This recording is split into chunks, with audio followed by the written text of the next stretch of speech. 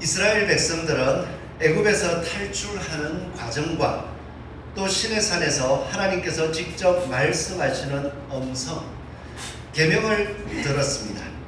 하나님께서 행하신 일들을 통해서 여호와 하나님은 유일하게 살아계신 하나님이다. 그리고 그 하나님은 이스라엘을 사랑하시는 하나님이라는 것을 알았습니다. 하나님이 이렇게 자신들을 사랑하며 능력이 있으시고 또한 전 세계 어디를 보아도 이렇게 살아계셔서 자기의 백성들을 구원하는 모습을 찾아볼 수 없는데, 이러한 하나님을 어떻게 섬겨야 할까요?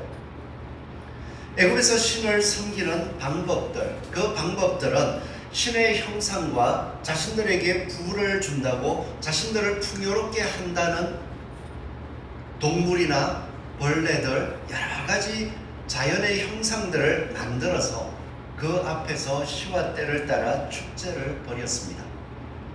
이스라엘 백성들도 그러한 모습들을 바라보면서 신들을 섬겨왔었죠. 이제 하나님께서 유일하신 여호와 하나님이라는 것을 알고 여호와를 존경하게 되었습니다. 그럴 때 이스라엘 백성들은 어떻게 하나님을 섬겨야 되겠습니까? 지금까지 자신들이 알던 방법대로 여호와 하나님을 똑같이 존경하되 우상처럼 하나님의 형상을 만들어서 그 앞에서 축제를 하며 나에게 복을 주십시오, 나를 풍요롭게 하여 주시옵소서 라고 기도하면서 섬겨야 하겠습니까? 이스라엘 백성들이 하나님을 섬긴다고 생각할 때면 당연히 애굽에서 섬겼던 모습과 유사한 것을 생각했을 수 있습니다. 그런데 오늘 하나님은 십계명을 통하여서 말씀하실 때에 이스라엘 백성들을 향하여 형상을 만들지 마라, 너를 위하여 새긴 우상을 만들지 마라, 나를 위한다고 우상을 만드는 것, 그러한 행위 자체를 못하게 하셨습니다. 그리고는 우상을 만드는 목적을 말씀하시기를 너를 위하여, 하나님의 형상을 만들더라도 누구를 위하여 만듭니까? 하나님을 위한다고 하는 것 같지만 자기 자신을 위하여 만든다는 것입니다. 하나님께서는 자기를 위하여, 너를 위하여 새긴 우상을 만들지 마라라고 말씀하셨습니다. 자기를 위한다는 말씀을 생각해 보면 오늘 우리가 예수 그리스도를 믿고 하루하루 살아가고 또한 매 주일이면 하나님 앞에서 예배를 드리고 있습니다. 하나님 앞에 예배를 드릴 때에 하나님께서 나에게 무엇을 해주시기를 기대하고 계십니다.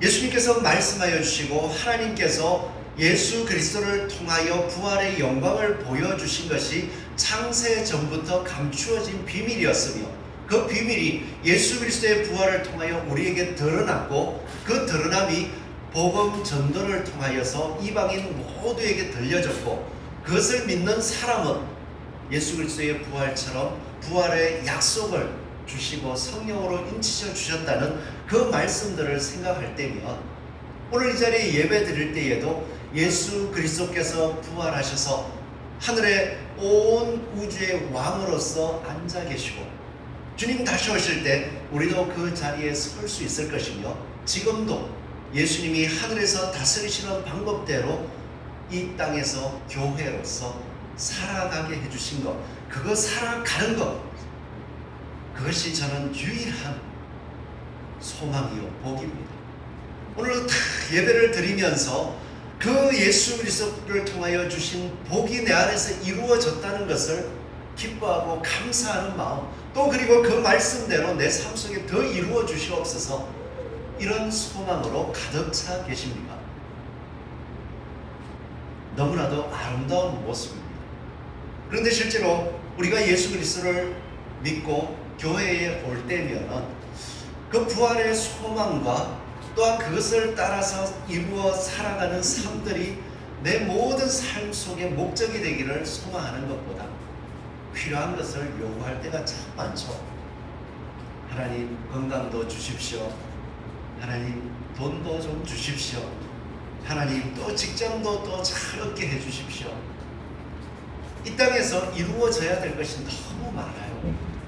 그러다 보니까 하나님을 유일하게 소망하는 형상, 그것이 마음에 있다면 하나님께서 오늘 십계명을 주셨고 또한 예수 그리스도를 통하여 우리에게 주셨던 그 말씀이 마음에 맺혀가지고 그 말씀대로 살아가면 우리의 모습이 곧 하나님의 아들의 형상이 될 것인데, 우리 마음속에 돈을 주세요, 그리고 좋은 직장을 주세요, 권력을 주세요, 건강을 주세요, 이런 마음이 가득 차 있으면 무엇을 좋아하겠습니까? 전에 한번 말씀을 드렸던 것 같은데요, 어느 순간 육체가요, 이제 저보다 어리신 분들은 아직까지 잘 모르실 거예요. 근데 저보다 연세가 많으신 분들은 충분히 아실 건데 저는 이제 조금 알 것 같아요. 육체가 고장났다, 무릎이 아프다, 이해를 못했습니다. 무릎이 왜 아파요? 어르신들 일어날 때마다 아이고 왜 그러시는지 이해를 못했어요. 그런데 이해를 못하던 제가 어느 순간 저절로 일어나면서 아이고 허리를 잡고 무릎을 잡고 계단을 내려가는데 무릎이 시큰시큰, 이 말을 이제 알겠더라고요.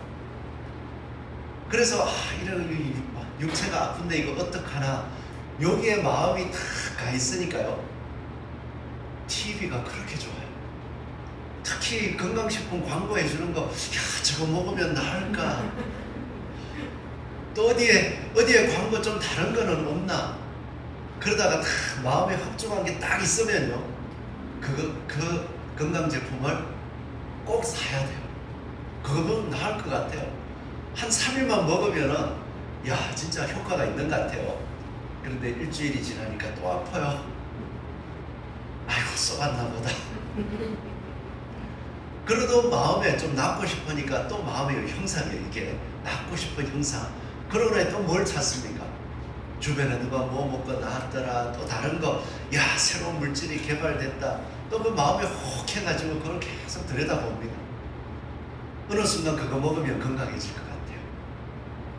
그러고 나면 찾는 게 매번 건강식품을 찾게 되더라고요. 돈에 마음이 가면 어느 순간 그게 형상이 되어가지고 그런 게 보여요. 근데 뒤에 가니까 아이고 쏘았구나. 건강식품도 찾아보시면 성분을 보십시오. 성분을 보시면 비슷비슷해요. 말만 바꿔놨어요. 그러기에 그냥 보조적으로 될 수는 있지만 아픈 거 고쳐지지 않습니다. 적당히 필요하신 거 있으면 보조적으로 조금씩만 드시면 괜찮은데 그거 먹으면 다 나을 거다, 그런 건 없더라고요. 그런데 우리가 그런 육체적인 것, 그런 것에 마음이 가면 그 마음이 형상이 되어서 그것을 추구하는 것을 쫓게 되어 있어요. 그것을 가지고 우리는 우상이라고 할 수 있습니다. 근데 반대로 우리 그리스도인들의 마음속에 하나님께서 비밀로 감추어 놓으셨다가 예수 그리스도를 통하여 알려주신 놀라운 복, 그 복을 추구하고 있다면 날마다 어떤 일을 하겠습니까? 그 복에 맞는 내 마음속에 소망하는 행동들을 계속 하게 되겠죠.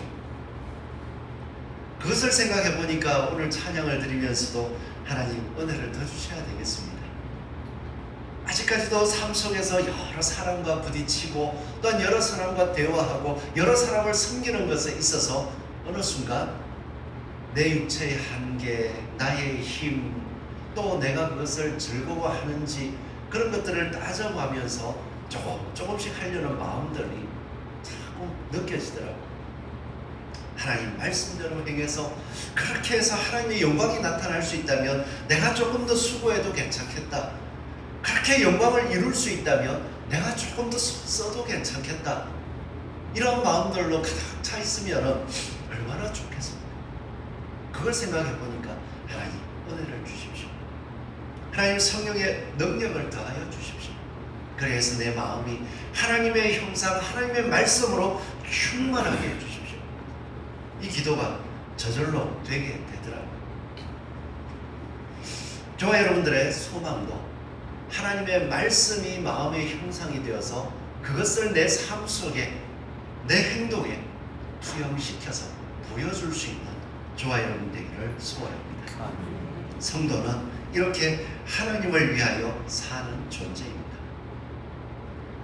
우리에게 부활의 소망을 드러내어 주신 하나님께서는요, 우리에게 말씀하시기를 너희는 먼저 그의 나라와 그의 의를 구하라고 하십니다.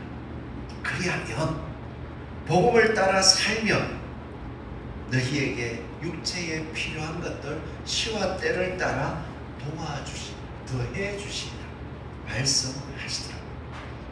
그래서 마가복음 10장 30절을 보면 현세에 있어 이 땅을 살아갈 때에 집과 형제와 자매와 어머니와 자식과 전토를 복음을 위해서 복음의 중심으로 살아갈 때면 100배나 받되 박해를 경하여 받고 내세에 영생을 받지 못할 자가 없느니라.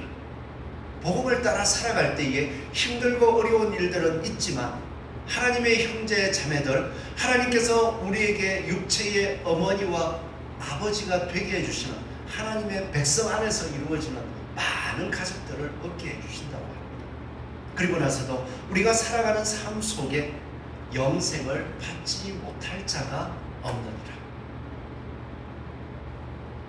디모데전서 4장 8절에서는 사도 바울이 이렇게 이야기합니다.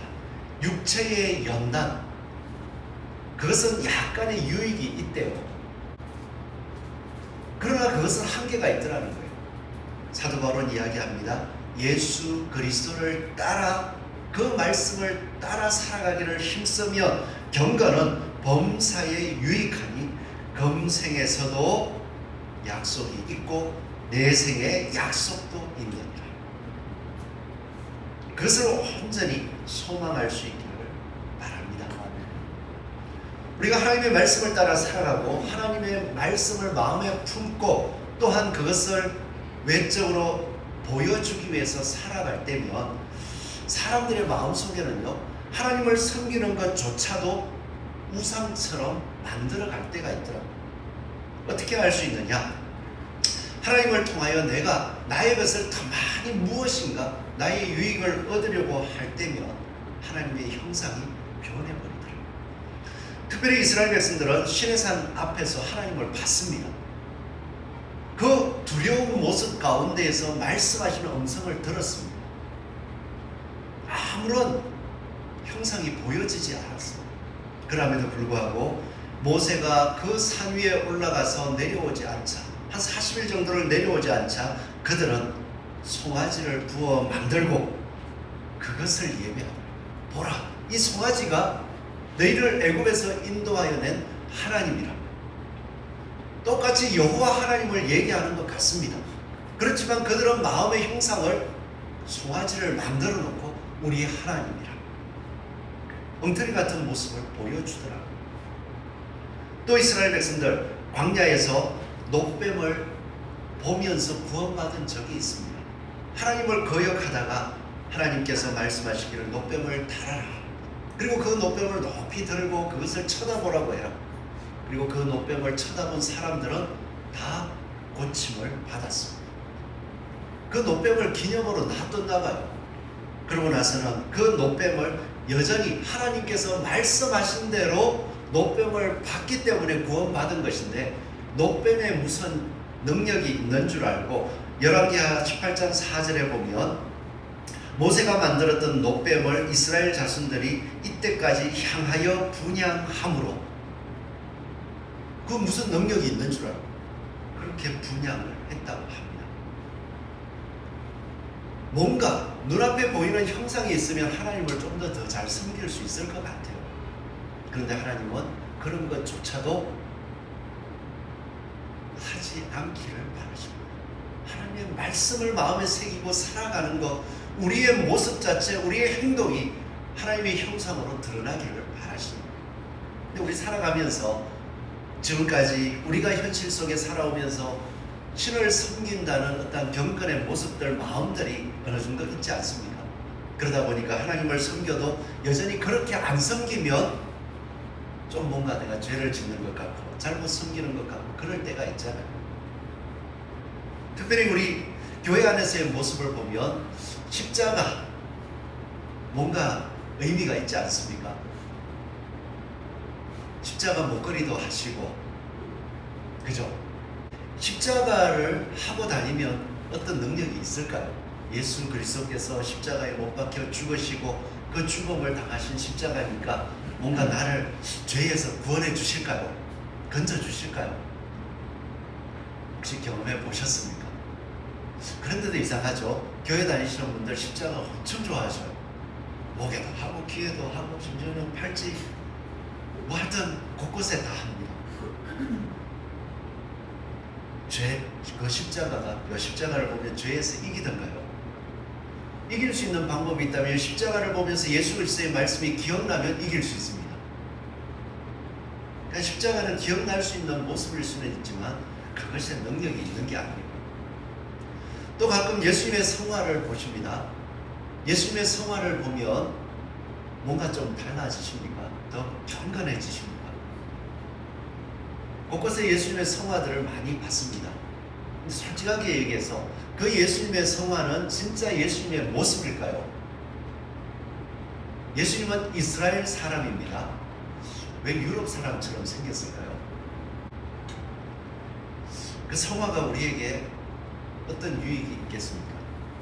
그리고 곧잘 우리가 성화는 아니고 까만 점과 하얀 바탕이 있는 그림을 많이 걸어놓죠. 그리고 자세히 보면 사람의 형상 같아요. 그 예를 들면서 이 공군이 비행기를 타고 가다가 예수님을 꼭 보고 싶어가지고 진짜 기도하는데 땅을 찍어라 라고 해서 땅을 찍었더니 그 그림이 되었다. 그분에게 있어서는 그 모습이 하나님을 간절히 바라고 예수 그리스도를 닮아가려고 하는 소망이 있어서 그걸 찍었을 때 그걸 보고 주님께로 더 깊이 달려갈 수 있는 계기는 될 수 있었을 거예요. 우리가 그 그림을 볼 때에 거기 사람 형상이 있기는 한데 그 그림이 예수님의 말씀을 보여줍니까? 우리 삶 속에서도 여러 가지 형상들을 생각할 수 있겠지만 그러한 형상들이 말씀을 기억나게 해주는 도구가 될 수는 있을지라도 하나님을 말씀대로 섬기는, 하나님을 온전히 예배하게 하는 그러한 능력은 없습니다. 그러기에 우리의 마음속에 딱 한 가지를 세우십시오. 하나님의 말씀만이 형상이라면 하나님의 유일한 형상입니다. 만약에 형상이 중요했다면 가톨릭에서 가끔 이야기하는데 성모 마리아상을 세워놓고 거기에 기도하면 마리아가 능력이 있어서 예수님이 더 잘 들어줍니다. 예수님은 말씀하셨잖아요. 나에게로 직접 나오고 예수 그리스도의 이름으로 아버지 앞에 직접 나아갈 수 있게 해주셨는데, 그러면 교회는 뭐죠? 목사님들에게는 목사님 기도해 주세요. 왜 이래야 될까요? 목회자들에게는 말씀대로 바라본다면 목회자는 예수 그리스도의 말씀만을 가르치고 그 말씀대로 살아가기를 권면하는 것이 목적입니다. 그렇기 때문에 성도님들이 기도해 주십시오 하는 그 상황을 알죠. 그렇기 때문에 하나님, 믿음이 약한 자에게는 그 상황 속에서 하나님을 소망할 수 있도록 계기를 만들어 주시고, 그 만들어진 상황 속에서 이 예수 그리스도에게로 돌아와서 말씀대로 살아갈 수 있도록 하나님 붙잡아 주십시오. 그게 중보인 거예요. 그리고 성도들이 기도해 주십시오 할 때 그 상황을 들어보고 하나님, 이 상황 속에서 예수 그리스도의 말씀으로 분별할 수 있게 하시고 그 말씀을 따라 선택해서 하나님의 기쁨이 되게 해주십시오. 그게 또 중보 기도인 거예요. 그렇기 때문에 목회자에게나 성도에게 이야기할 때 하나님 이렇게 해달라고 좀 중보해 주십시오 할 때도 모두 동일한 의미입니다. 저한테 능력이 많아서요, 저 능력 하나도 없습니다. 단지 예수 그리스도의 이름으로 서로가 믿음 안에서 화합이 될 때에 성경에 이루어진 역사, 하나님께서 행하셨던 일들이 있기 때문에 하나님이 그 일을 이루어 달라고 한 마음으로 기도할 때 하나님께서 뜻하시면 역사해 주시더라고요. 그렇기 때문에 우리의 삶 속에서도 저에게 외적인 어떤 모습이나 어떤 능력이 있어서 그걸 붙잡고 그걸 바라보면서, 야, 우리 목사님 멋지더라, 우리 목사님 노래라고 하듯이 찬양을 잘 하시더라, 그래서 뭔가 능력이 있는 것 같다, 보기 좋다, 아무것도 해줄 수 없습니다. 아니죠. 제가 저한테 있는 돈을 조금 드릴 수는 있고, 때로는 약을 사다 드릴 수는 있어요. 그러나 여러분들의 영혼을 고치거나 죄에서 고침받게 해줄 수 있는 아무런 능력이 없습니다. 딱 한 가지, 예수 그리스도를 올바로 전하기 위해서 노력하고 그 말씀을 계속 나눌 수밖에 없습니다. 그럴 때 그 말씀이 하나님의 말씀임을 듣고 마음에 새기면 성령께서 역사하셔서 하나님의 능력, 예수 그리스도의 능력이 여러분들을 친히 죄에서 고치시고 때로는 육신도 치유하시고 여러분들의 길들을 인도해 주실 줄 믿습니다. 그러기에 우리의 유일한 형상, 우리의 예배는 하나님의 말씀, 예수 그리스도의 말씀뿐이라는 것을 새기고 하나님 앞에 온전히 예배하며 나아가는 저와 여러분 되기를 소원합니다. 그래서 예수님께서는 그렇게 말씀하셨습니다. 요한복음 6장 63절 말씀을 보면 살리는 것은 영이니 육은 무익하니라. 이상하지 않습니까? 예수님께서는 이 땅에 오셔서 성경에 기록된 내용들을 보면 때로는 죽은 자도 살리고 병든 자도 고치시고 여러 가지 이적과 기적을 행하시면서 수많은 일들을 하셨는데 육체를 다 고치시고 했거든요. 그런데 육은 무익하니라. 안 맞잖아요. 의미가 있습니다. 육신을 고치시는 것도요, 하나님 하실 수 있습니다. 그리고 우리가 살아가는 삶들 속에서 우리가 걸어가는 일들이 복되게 하실 수도 있습니다. 그렇지만 그 일들을 통하여서 하나님 말씀을 새겨주시고 영혼이 살아나게 하시는 일, 그리하여서 내가 너희에게 이른 말, 그것이 영이요 생명이라고 말씀하셨습니다. 예수님의 말씀을 마음에 새기십시오. 영혼이 살아납니다. 영혼이 살아날 때에 그것은 우리의 영원한 생명이 됩니다.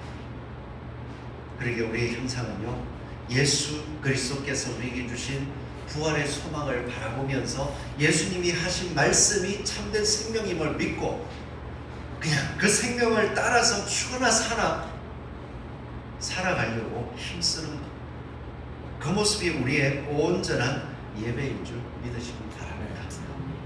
세상은 그렇지 않아요. 지금 세상에 신들이 있습니까? 없습니까? 세상에도 많은 신들이 있습니다. 여러 가지 형상을 가지고서 섬기는 종교들도 있고요. 형상을 가지지 않고 또 종교를 믿지 않는 것 같은 사람들에게도 입에 툭툭 내뱉어지는 신들이 있어요. TV에 나오더라고요. 혹시 여신을 보셨습니까? 종종 저는 그 쇼츠나 이런 것들을 보면서 댓글들을 한 번씩 읽어보거든요. 보니까 여신이다. 또 남자들을 향해서는 멋있고 조각 같은 미남을 향해서 남신이다. 다들 그런 마음속에 신을 품고 있더라고요. 우리들에게 있어서 세상의 형상을 가진 것들은 신이 될 수 없습니다. 오직 예수 그리스도의 말씀이 마음에 품어질 때 말씀하신 대로 금생과 내생, 비록 힘든 말씀 때문에 고난이 있을 수는 있지만 약속이 있느니라. 나의 영혼이 살아날 때 내 삶이 생명 가운데 변할 수 있느니라. 우리에게 약속해 주셨습니다. 그러기 때문에 우리는 매 순간 베드로후서 1장 2절에서 7절을 기억해 주십시오.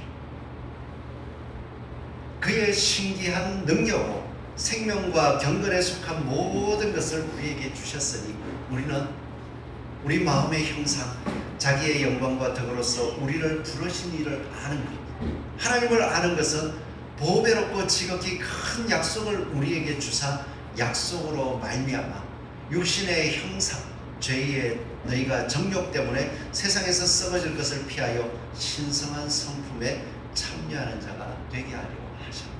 성품이래요. 그 성품은요, 믿음의 덕을 세우고, 덕의 지식을, 지식의 절제를, 절제의 인내를, 인내의 경건을, 경건의 형제 우애를, 형제 우애의 사랑을 더하라. 이게 하나님 앞에 예배드리는 아름다운 형상이요 모습입니다. 이 덕을 세우기 위해서 똑같은 말일지라도 예수 그리스도를 마음에 한번 생각하면서 참고, 또한 예수님께서 나에게 해주신 것을 생각하면서 참고, 그리고 예수님이 이런 나한테 이렇게 말씀하셨구나, 이렇게 하셨구나, 그것을 딱 그대로 순종하면 덕이 되는데 그게 잘 안 돼요.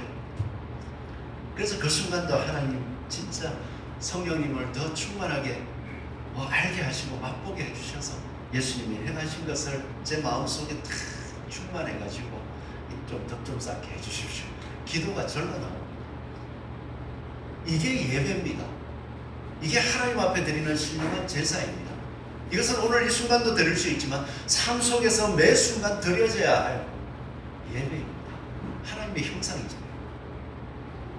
그러기에 이 말씀대로 은혜 받은 우리는 살아갈 수 있기를 소원합니다.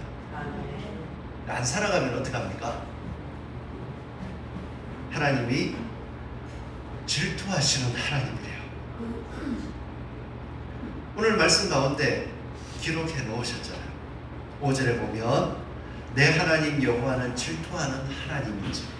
우리를 사랑하기 때문에 이스라엘 백성들을 애굽에서 건져주시고 시내산 앞에 자기를 낮추어 나타내 주셨는데, 그 큰 사랑을 줘서 살아났는데 그 사랑받고 다른 데 눈 돌리면 하나님은 사랑하기 때문에 질투한대요.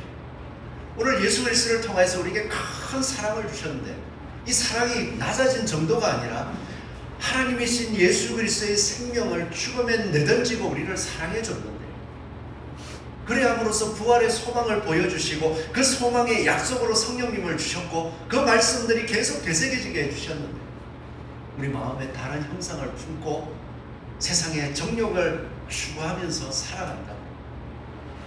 하나님은 동일하게 질투를 하실까요? 안 하실까요? 근데 그거를 끝까지 자꾸 추구하고 쫓아가면 그 질투가 말씀하는 대로 나오더라고요. 나를 미워하는 자예요. 나를 미워하는 자의 죄를 각대 아버지로부터 아들에게로 3, 4대까지 이르게 하거니와. 이스라엘의 역사 속에 실제로 있었습니다. 북이스라엘은 우상을 섬겼습니다. 단에서 베델 두 곳에 송아지 우상을 만들어 놓고 섬겼습니다. 그리고 계속해서 죄악을 행하니까 왕조가 3, 4대마다 바뀌는 거예요. 그런데 다윗은요, 여호와 앞에 범죄했을 때도 하나님 앞에 죄인임을 고백하면서 말씀을 붙잡았습니다. 그랬더니 말씀하신 대로 1000대까지 예수 그리스도를 통하여 영원토록 그 왕조가 이어지고 우리까지도 하나님의 그 예수 그리스도의 왕조 안에서 살아가는 하나님의 백성이 되게 해주셨다. 그럼 우리가 그 하나님을 형상을 품고 살아가면 어떤 은혜를 주시겠습니까? 하나님께서 그 삶의 발걸음이 닿는 곳마다 생명의 역사, 그리고 하나님을 섬기는 역사를 일으켜 주실 줄 믿습니다. 그러기에 우리의 마음의 형상을 다시 한번 돌아봅시다. 세상의 것들이 아니라 오직 하나님의 말씀, 예수 그리스도의 말씀을 마음의 형상으로 세우고 그 말씀대로 온전히 순종하고 있습니다.